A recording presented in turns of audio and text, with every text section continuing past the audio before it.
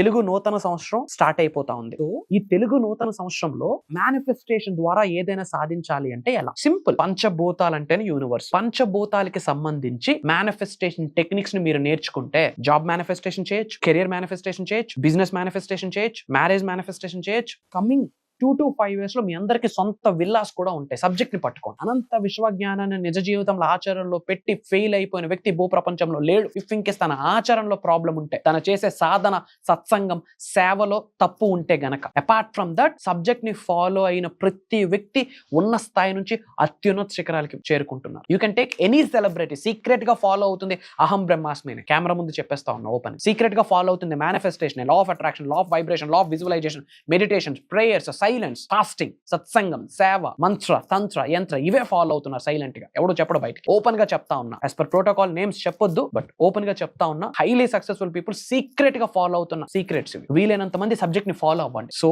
తెలుగు నూతన సంవత్సరంలో ఏదైనా ఆకర్షించడం ఎలా అని ఒక 7 days నూతన సంవత్సరానికి సంబంధించింది, తెలుగు నూతన సంవత్సరానికి సంబంధించింది, 2025కు సంబంధించి ఒక 7 days లైవ్ క్లాసెస్ కండక్ట్ చేయబోతున్నాం. అది దైవ కార్యక్రమం, విశ్వ కార్యక్రమం. నేను మీరు అనుకోవడం వల్ల, నేను మీరు సంకల్పించడం వల్ల ఈ సెమినార్ జరగట్లేదు. దైవ నిర్ణయం, విశ్వం ఆజ్ఞాపించింది. ఏప్రిల్ 1వ తారీఖు నుండి ఏప్రిల్ 7వ తారీఖు వరకు ఆన్లైన్ జూమ్ కాల్స్ మార్నింగ్ 5:45-6 నుండి మార్నింగ్ 7:30 వరకు. ఈ 7 రోజులు కూడా క్లాసెస్ రికార్డ్ అవుతుంది. అటెండ్ అయిన వాళ్ళకి లైఫ్ లాంగ్ యాక్సెస్ ఇస్తున్నాం. దయచేసి కుటుంబ సమేతంగా అటెండ్ అవడానికి ప్రయత్నించండి. మీరు మారితే మీ కుటుంబం మారుతుంది. మీ కుటుంబం మారితే మీ కుటుంబం చూసి ఇంకో కుటుంబం, ఇంకో కుటుంబం చూసి ఇంకో కుటుంబం. పేదవాడుగానే జీవితాంతం గడపాలని భగవద్గీతలో గాని, బైబుల్లో గాని, ఖురాన్ లో గాని రాసి లేదు. అంత దరిద్రంగానే బతకాలి అంటే మనిషి జన్మ ఇంకెందుకు?